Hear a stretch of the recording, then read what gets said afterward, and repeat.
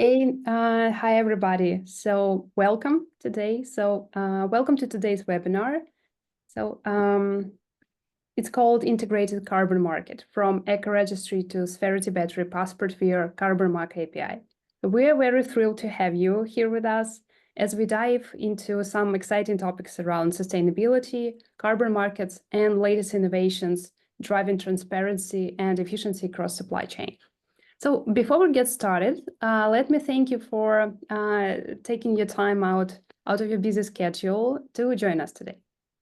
Whether you're here because you're passionate about climate change and climate action, and you're exploring new sustainability solutions for your business, or you're just simply curious about carbon markets, we hope you will find today's session really insightful and inspiring for you.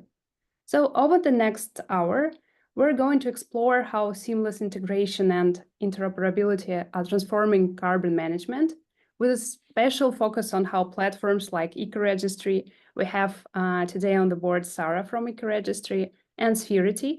So we have today with us Dr. Carsten Stöcker, are connected via Carbonmark API. Drew will share more details about it later in the presentation. So how they are revolutionizing carbon credits and sustainability practices. So let me just share really quickly our amazing lineup we have today. So we have Dr. Carsten Stöcker. He will be sharing some insights about the products that Spherity is working on, so including digital product passports and how they align with the European Sustainability Product Regulation. So then we will move to Andrew. So Andrew will share some exciting news about what we have in a Carbonmark and how Carbonmark API helps to drive this transparency in the market. And then we will move to Sarah. Sarah will share how EcoRegistry platform works, and she will share some exciting projects that they have on their platform.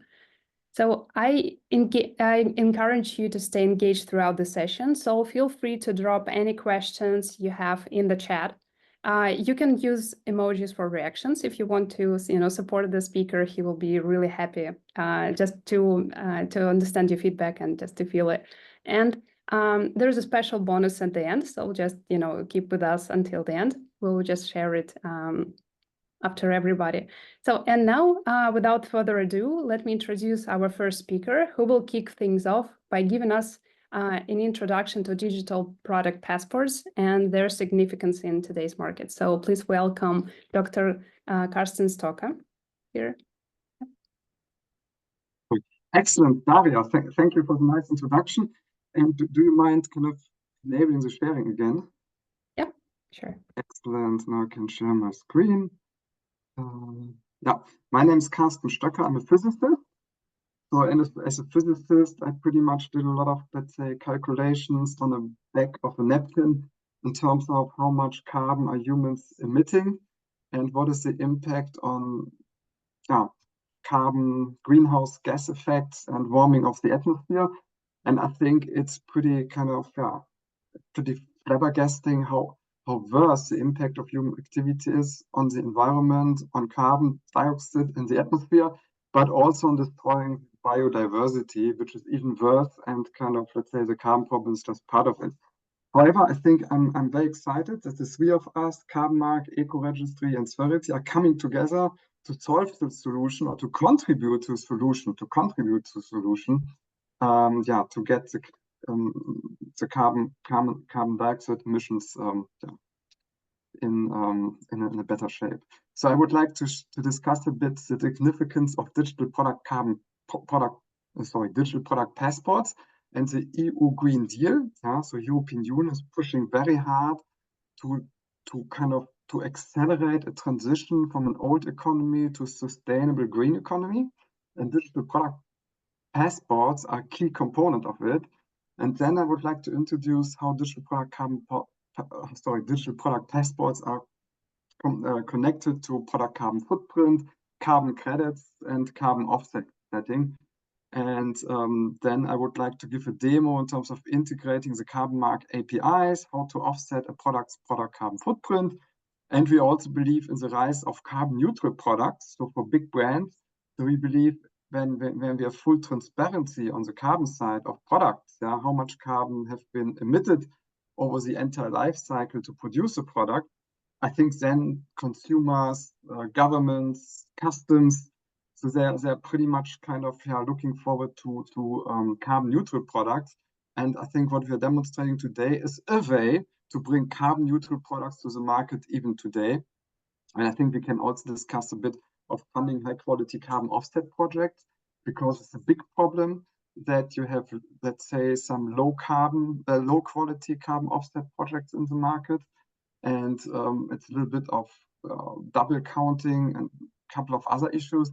But on the high quality carbon offset side, I think that's really key to bring trust to the ecosystem and to carbon neutral products. And that's also a big role for carbon registry, EcoRegistry to make sure we have kind of more transparency on high quality carbon projects. Yeah.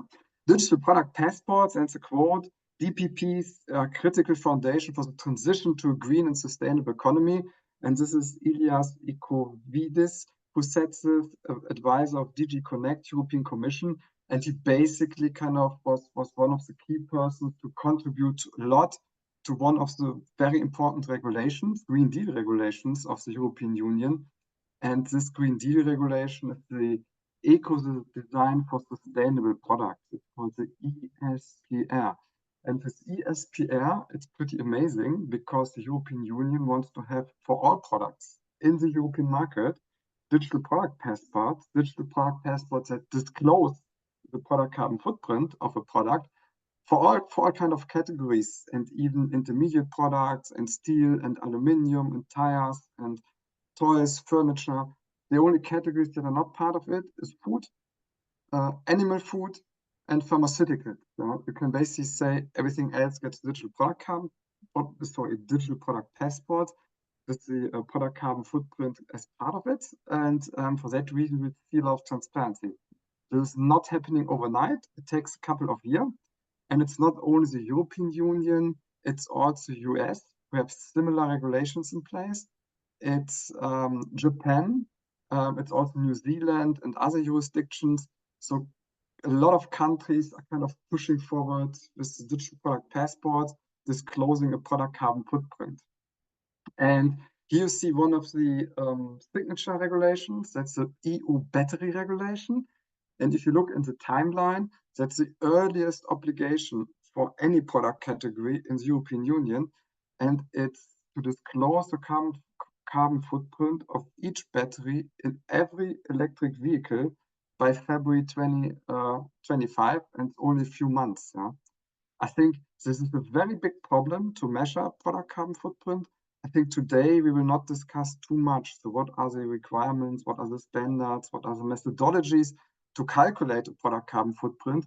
But I can assure you there are big industry initiatives going on to put the infrastructure, the standards, the regulations, the tests, the rule books in place to come up with product carbon footprint.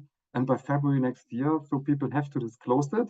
And that's the reason why a lot of industry initiatives, such as Catena-X, they are putting efforts in kind of putting rule books and standards in place, technology solutions, so the product carbon footprint for product can be captured along the supply chain. And most of the initiatives, they start with batteries because it's the earliest kind of, let's say, obligation where people have to disclose it. I have a couple of QR codes. If you're interested what Catena-X is doing here, just scan the QR codes. They're also partnering with other ecosystem actors to put the rule books and the infrastructure in place. And I think it's really worth a read how much kind of effort is already under the way to measure a product carbon footprint. I think I mentioned Catena-X. There are other efforts, the UN Transparency Protocol. They're also putting digital product passports in place for sustainability, ESG, green transition, you name it, and also for labor rights. So it's a full spectrum. Then there's a Global Battery Alliance. They're putting rule books in place. They're testing it to get the product carbon footprint and the digital battery passports in place.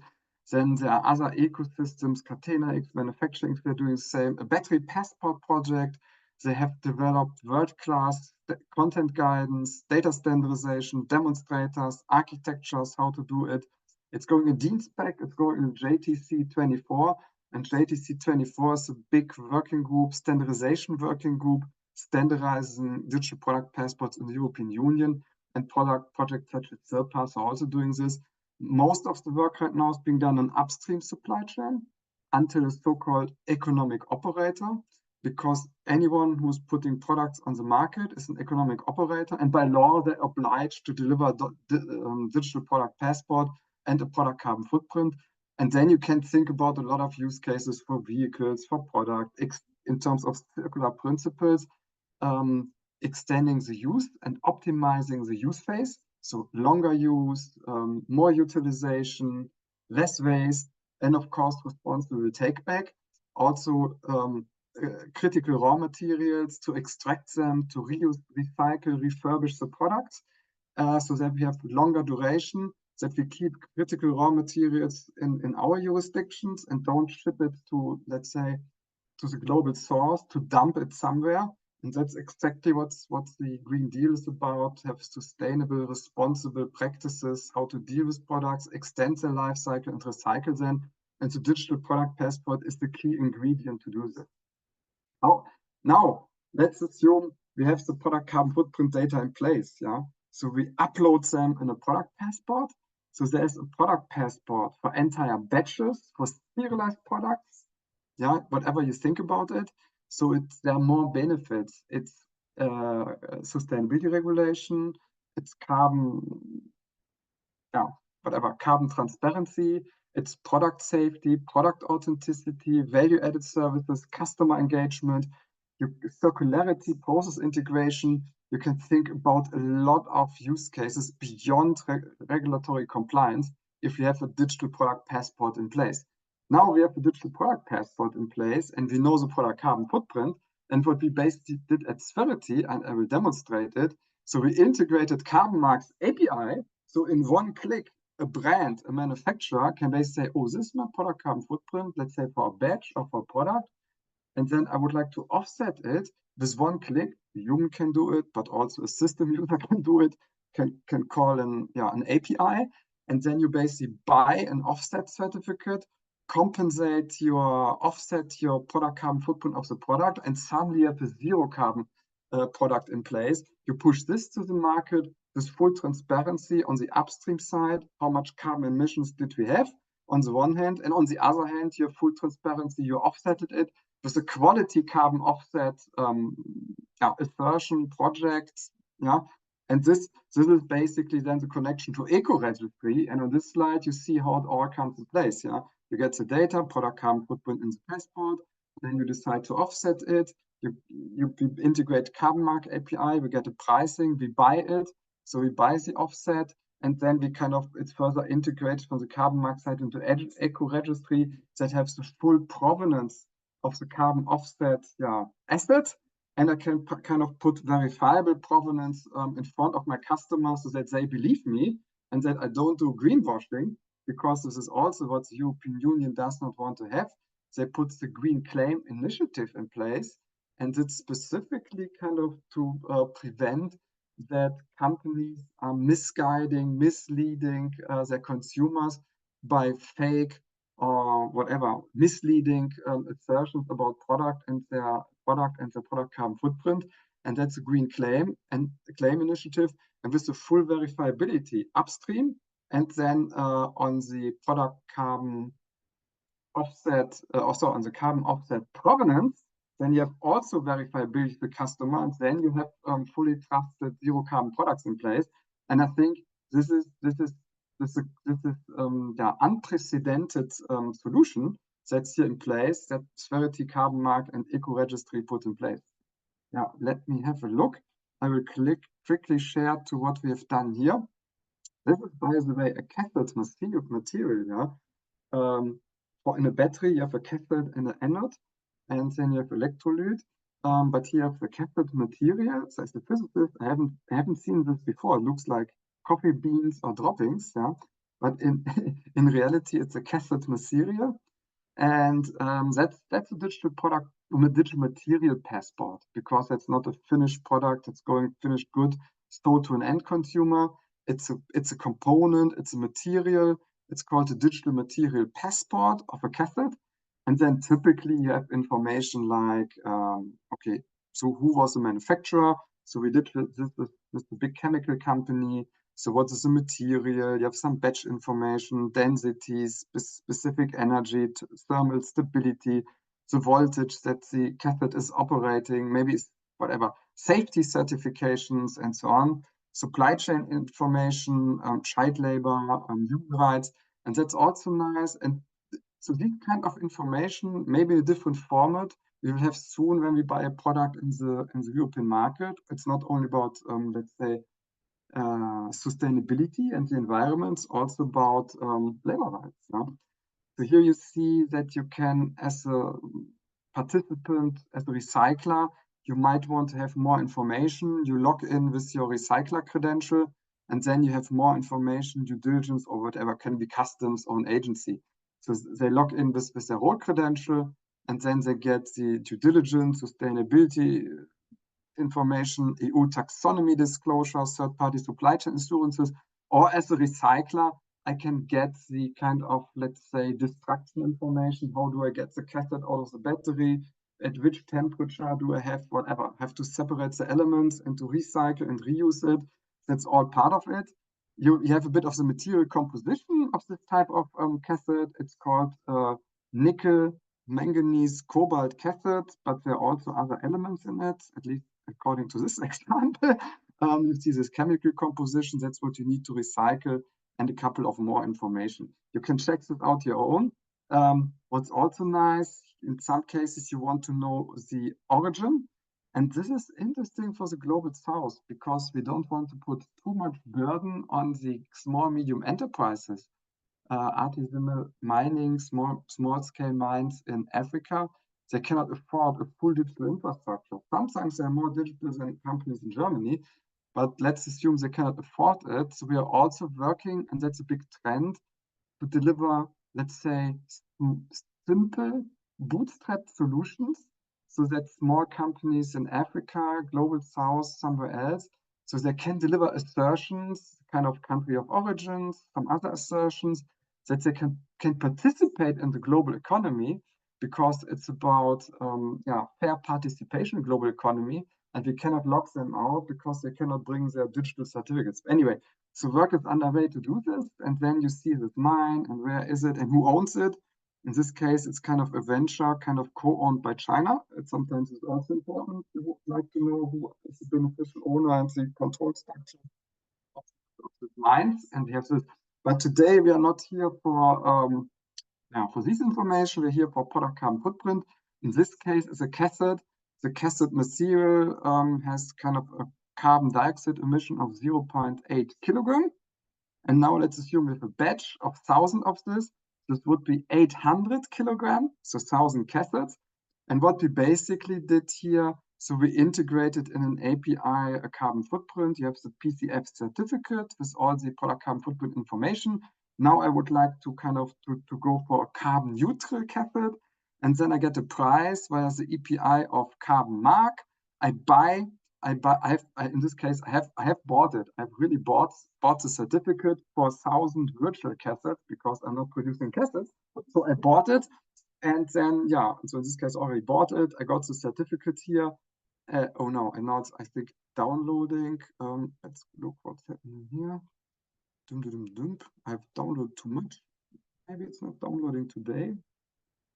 I downloaded several times. I was not patient enough. And that's basically the type of certificate. Come on, that's the type of certificate you get. You have your carbon credit retirement, 0.8 tons, 800 kilogram. So basically, this is the identifier of the batch. So we bought it for a simple batch, and it's basically linked to the batch of the cathode, and it's part of the certificate. I cannot reuse it for another batch. I can basically check, is it for this batch or something else? You see the origin of the carbon offset project, and then even kind of, let's say, you have even that's the address of the beneficiary, it's us. transaction ID, all this kind of stuff. And it's even anchored on the blockchain. So that's immutable kind of stamp on the blockchain. At least that's how Carbonmark is doing it. Yeah, that's for me, for this batch, no one else. It cannot be double counted and so on. And then I have a pretty nice audit trail for my customers that my cathode material went carbon neutral. And you can do, of course, the same for fast-moving consumer goods, textiles, and electronics, and some other stuff. Same principles, but we did it for cassettes as a material, and that's a bit what we did. That's what we did a bit on this side. So let me quickly close with a couple of remarks. Yeah, if you would like, scan the QR code, digital material passport. I also put the presentation on LinkedIn. You can download it and scan later.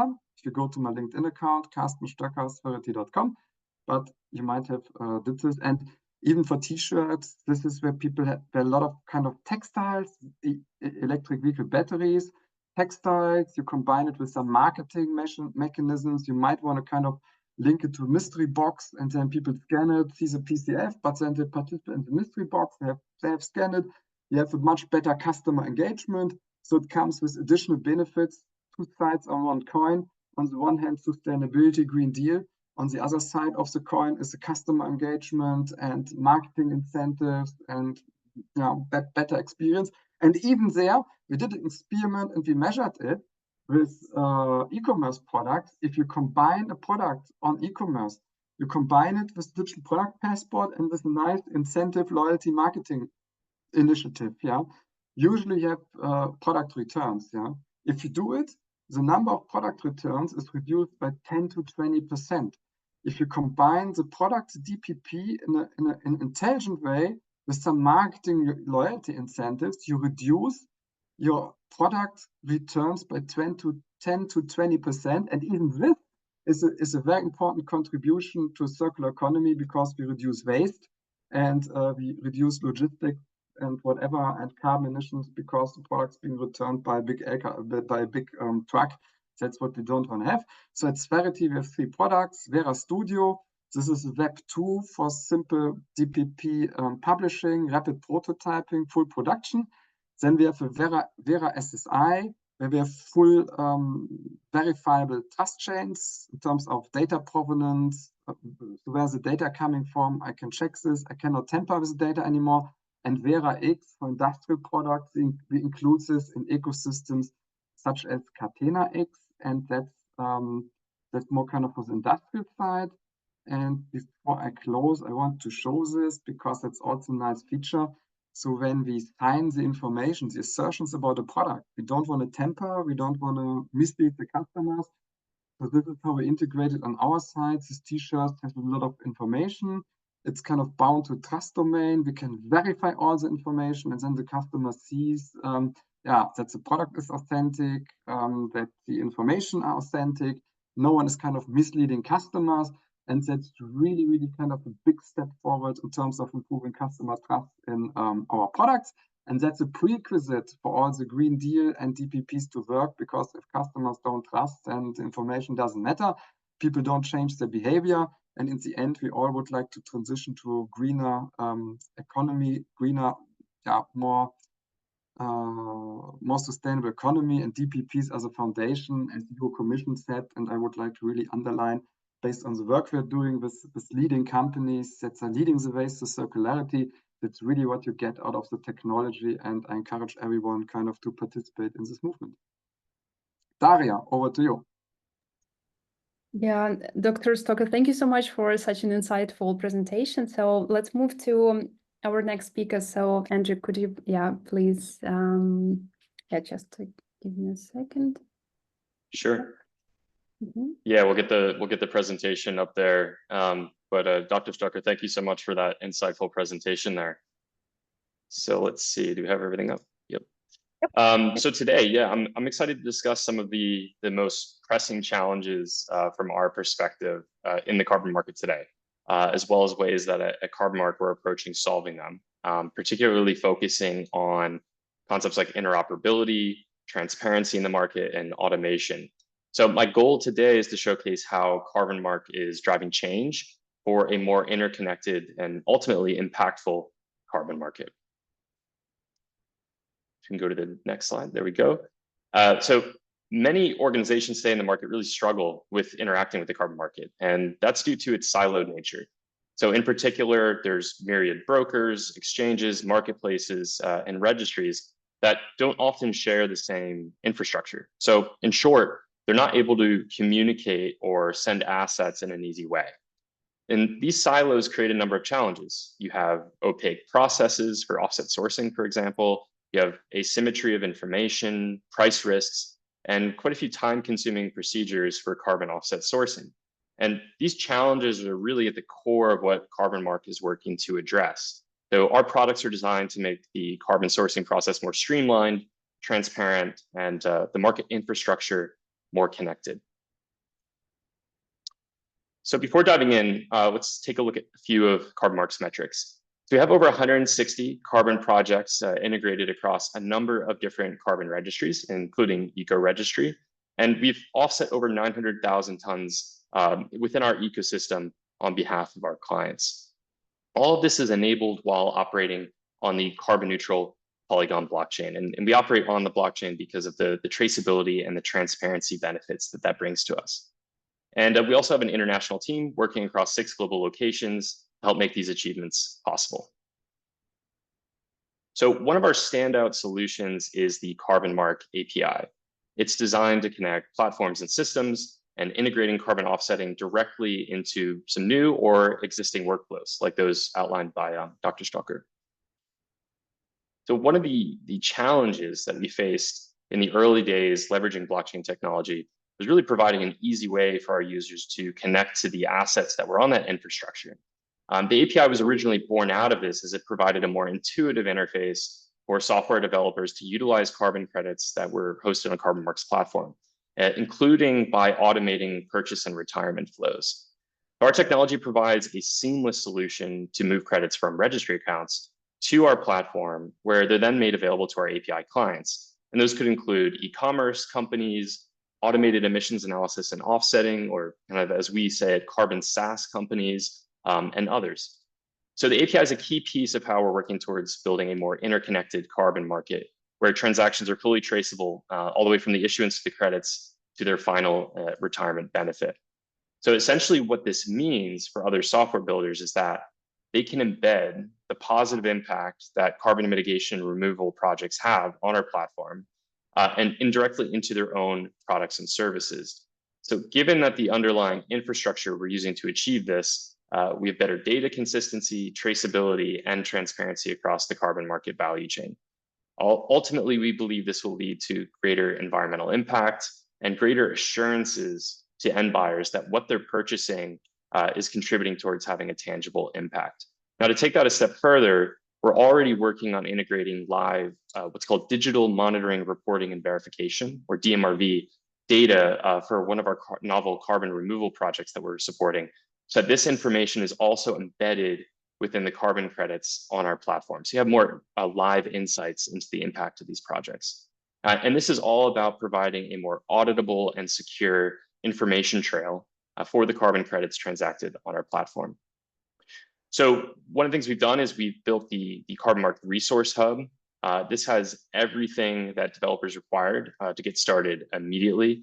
Carbonmark can provide support and example use cases to help you embed your carbon credits in your own application.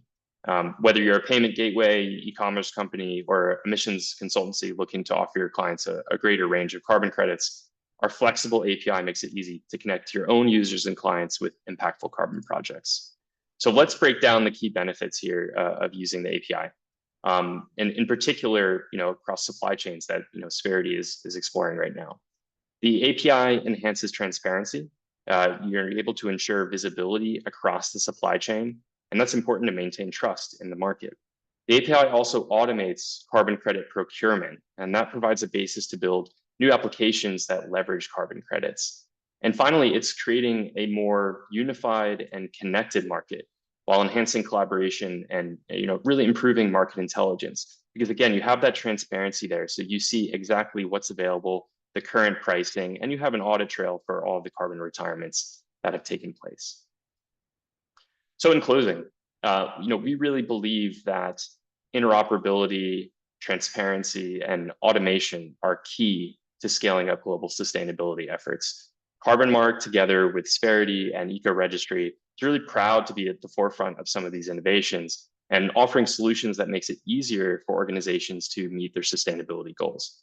So appreciate your time today, and look forward to discussing how some of the organizations that have joined us here today can leverage our tooling that we've created to help make a more positive environmental impact. Thanks.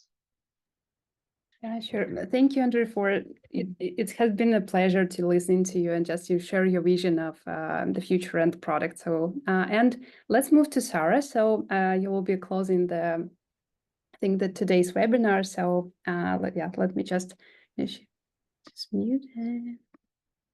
Yeah. So Sarah, can you please unmute yourself?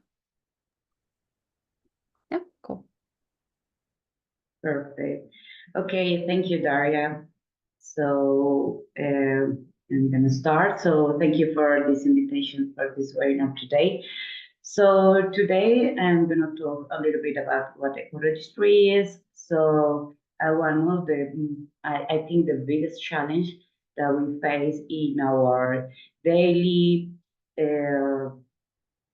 face daily in our work here is like over the past few years, the carbon market has grown significantly. More and more companies and governments are making serious commitments to reduce their greenhouse gas emissions. However, despite this progress, there is a big challenge that we still face. One of them is the lack of transparency and connectivity in the market. As Andrew said, so this is really, really important to make alliances, to make partnerships to get better in transparency. The way to do it is with connectivity. So in this case, for example, for environmental projects, for the market to function effectively, we need platforms that offer clear traceability, easy access, and good data. That's exactly that we aim to provide with EcoRegistry. So as you know, so EcoRegistry is a registered platform for environmental assets. So we support independent standards to manage and to certify the carbon units, and also we help countries to manage and to track their greenhouse gas emissions. So our platform supports various processes, including to track all the project certification process. Also, in the platform, the different stakeholders can access to approve different processes, like, for example, carbon tax compensation, or in this case, at different stages in the verification or validation stages. So EcoRegistry is here to make to manage these environmental activities simpler and more effective. So as I said before, one of the biggest challenges in the carbon market is ensuring effective connectivity. We need systems that provide transparent and traceability, and with traceability information with easy public access. At the EcoRegistry, we have been committed to addressing this challenge from the beginning. So our goal has always been to break down barriers that make it hard for projects to enter the market, and to enable them to interact with multiple marketplaces, as for example, Carbonmark and this integration that we are providing today. So to tackle these connectivity issues, we have implemented advanced API solutions. The first way, so we implemented the API connection. Please, you can move to the next slide directly. So that's the challenge. So the transparency data, the clear workflow, and the connectivity and the information exchange. So for that challenge, we offer the first solution to the API is the public access API. So we have that public API that allows the users to access to general information about the projects. So anybody can access through API to access to the general information of the project, the requirements of that project as well.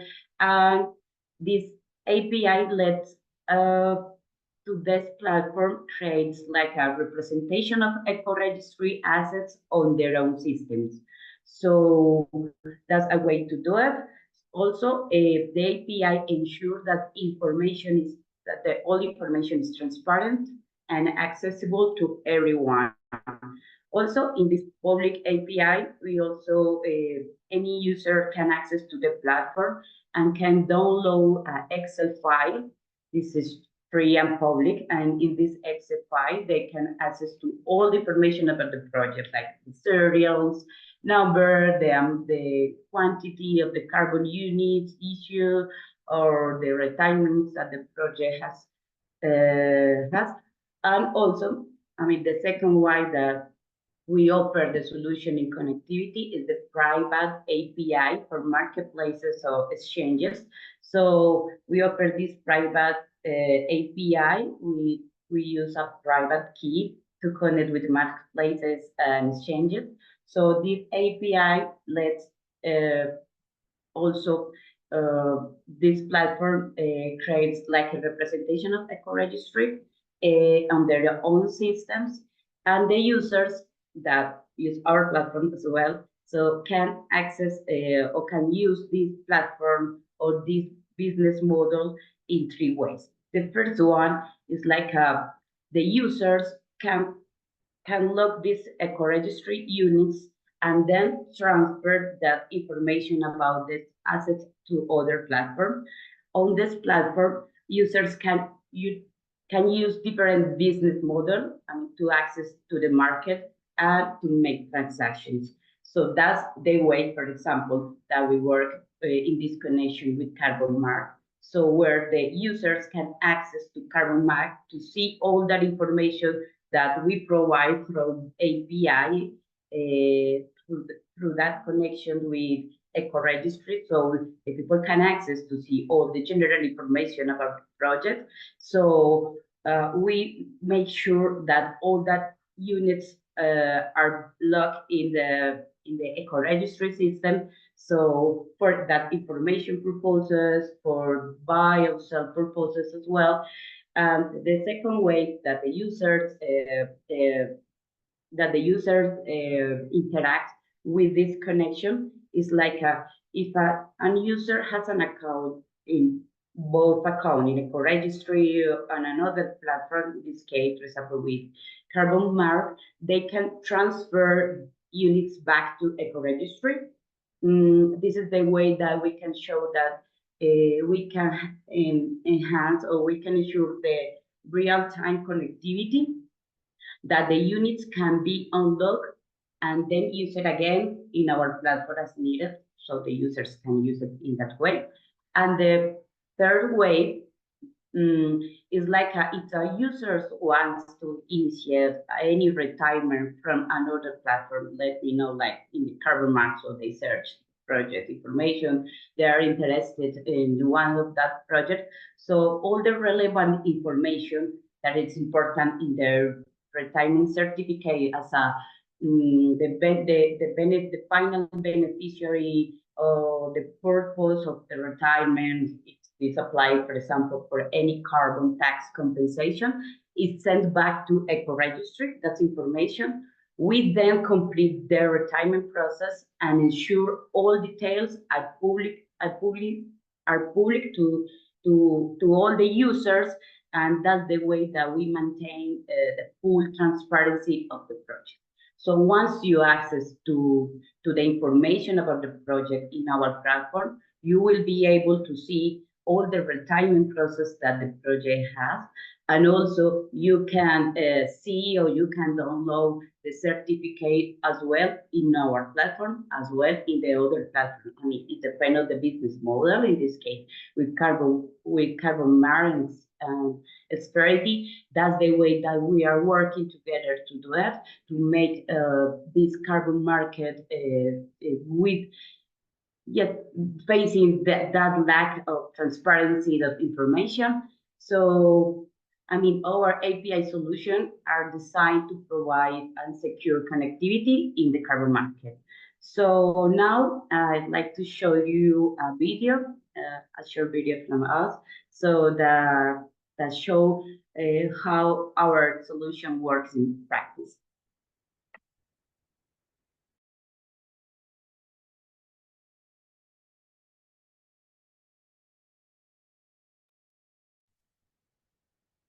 We are constantly evolving and bringing new solutions to the market. Working together with all stakeholders in the ecosystem has enabled our team to propose forefront solutions. Accessing the market without any friction is crucial to consolidate projects and provide liquidity, ensuring sustainable development. However, some communities, project developers, and project owners face challenges accessing the market. Many reasons contribute to this, including a lack of trust between buyers and sellers, lack of information about projects, and a complex market that's difficult to understand. EcoRegistry provides a solution to these problems through transparency and connectivity. We share all public information about projects on our website and through a public API, presenting clear information about the attributes of each environmental asset registered on our platform. Our connectivity engine allows us to connect with multiple environments, including assessment processes requiring public information, exchanges, and marketplaces.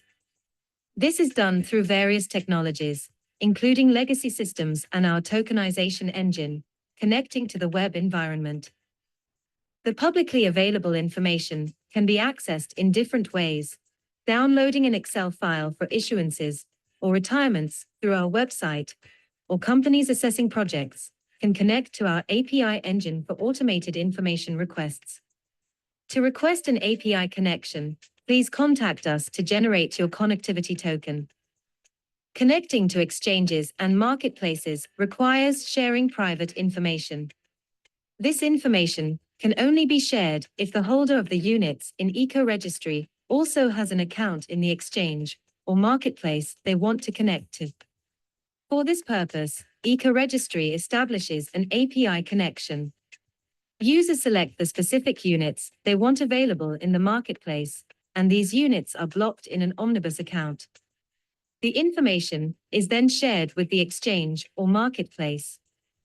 From this point, users can access market services, with units returning to EcoRegistry for retirement purposes. Our retirement certificates recognize the end beneficiary, providing details about the project that originated the units, including attributes like SDGs implementations, serial numbers, retirement purposes, personalized comments, and a QR code to track the certificate on EcoRegistry's website. EcoRegistry, bringing transparency, connectivity, and trust to the market for a sustainable future. Okay, thank you all for this invitation again to Daria. So back to you, Daria.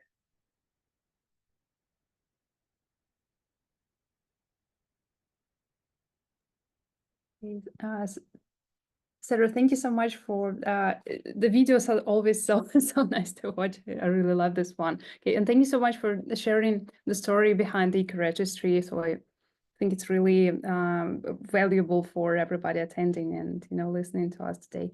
So yeah, let me just share. Okay, so let's read some of the questions that we have in the chat. So I'll start with the first one. So this one is for Dr. Stöcker. So are there any other solutions for automated data exchange in the supply chain besides Catena-X? Oh, this is a good question. So I once met a guy from Ethereum, yeah, and he basically said there was just Bitcoin, a couple of colored coins and whatever on the blockchain. And it was pretty interesting because he said, hey, there's no other game in town because, Ethereum has smart contracts. And I think Catena-X, you can discuss technology and a couple of different technology pieces that are coming together: identity, secure data exchange, policy engines, access controlled on access control mechanisms on very granular data. This is all technology. On top of Catena X comes a trust model and a conformance governance, yeah. Because if some people build, let's say, very secure identity solutions on platinum level, other on bronze level, then the entire trust is kind of going down to bronze level because you don't know who's on platinum and so on, and relate to identity theft or let's say to manipulation about assertions. And I think this trust model and conformance governance, there's no other ecosystem, no other game in town that has come so far the way to put such a model in place. It's sophisticated, it's solid, it's in operations. You can use it, it's fully in operations. Marketplaces are in operations.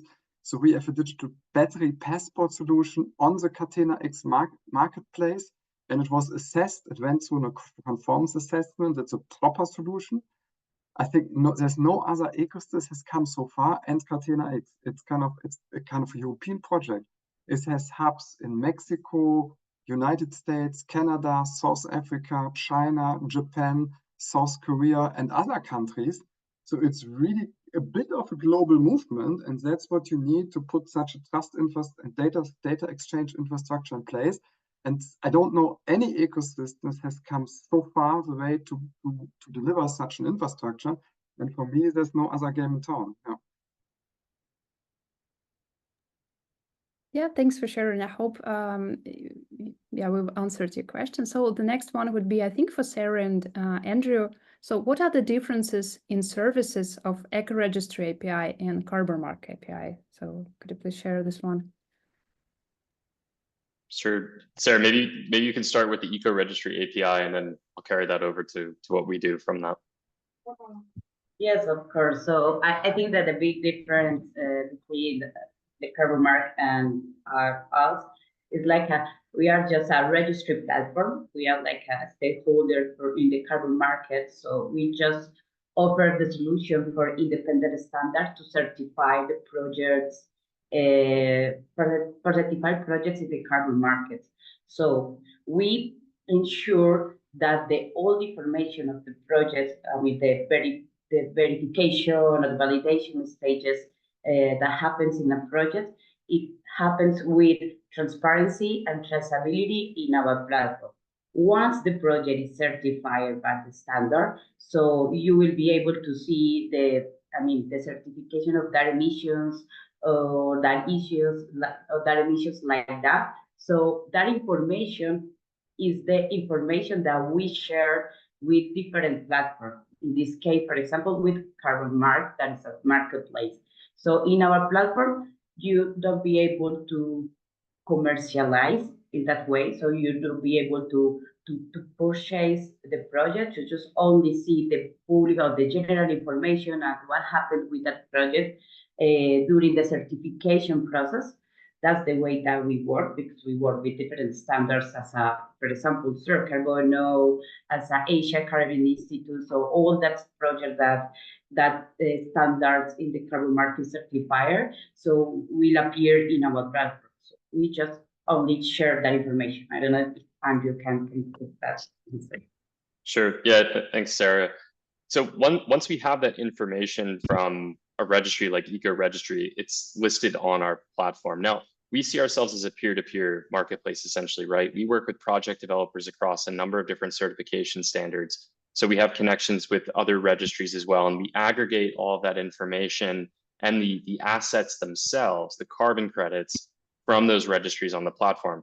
Now, what our API does then is it takes that data that we sometimes enrich. So we will add media from the projects. We have many different project developer relationships. They list their credits on our platform and so on.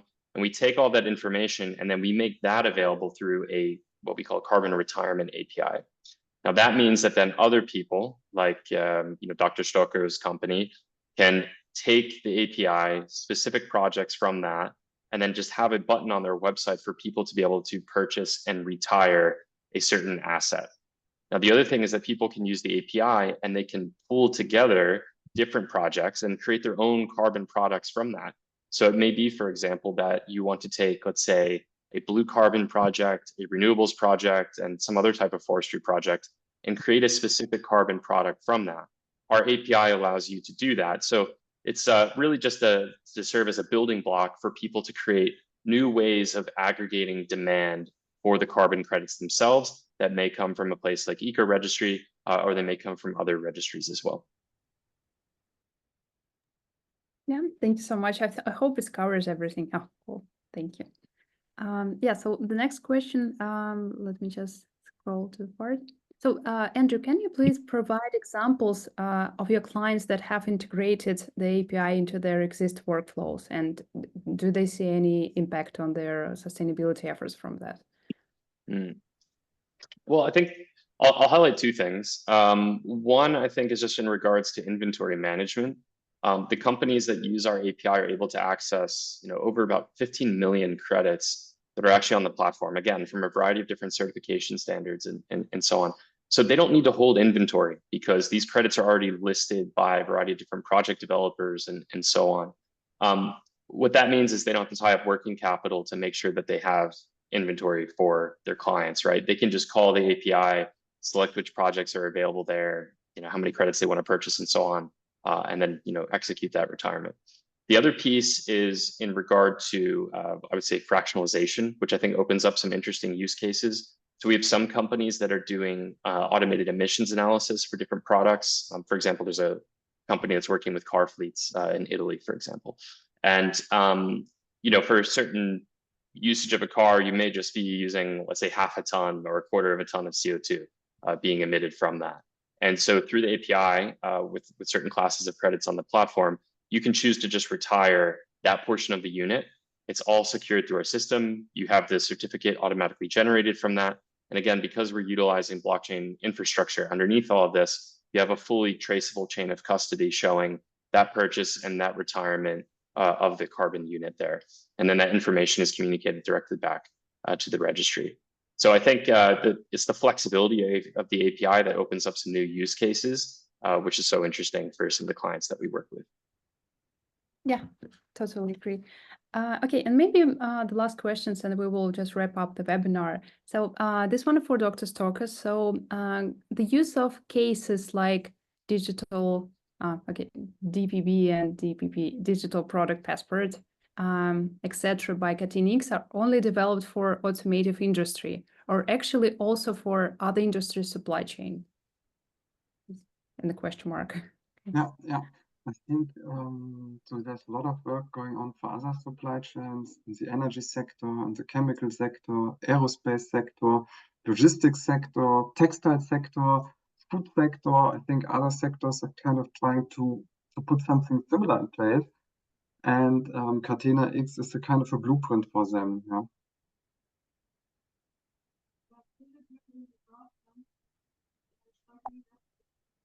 Okay. Yeah, thank you so much. So I think we'll wrap it up the webinar. So thank you so much for being our speakers today, and you're sharing your insights, the example, the use cases. I really love the video, so this one's my favorite. So yeah, and so for the attendees, so thank you so much for joining us today. We loved your feedback and the questions, and we will share the recording later.